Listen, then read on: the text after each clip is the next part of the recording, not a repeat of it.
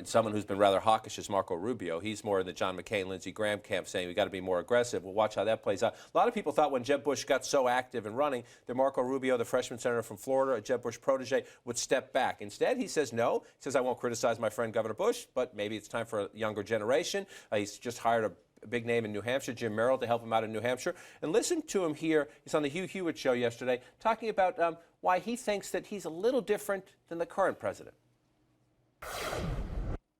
I think they'll also hopefully look for someone who has more of a track record than just a handful of years as a backbencher in the state legislature, followed by a handful of years in the Senate, having not really been any serious about any major issues.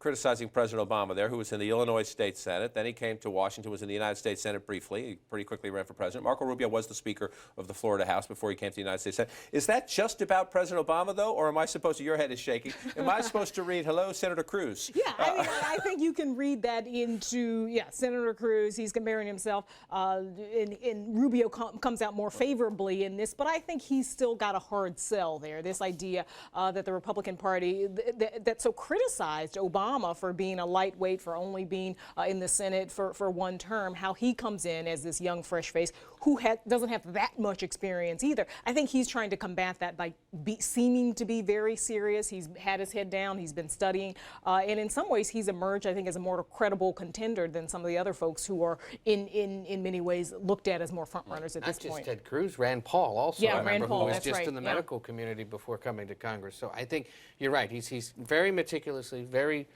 studiously preparing for this, hiring big-name staffers.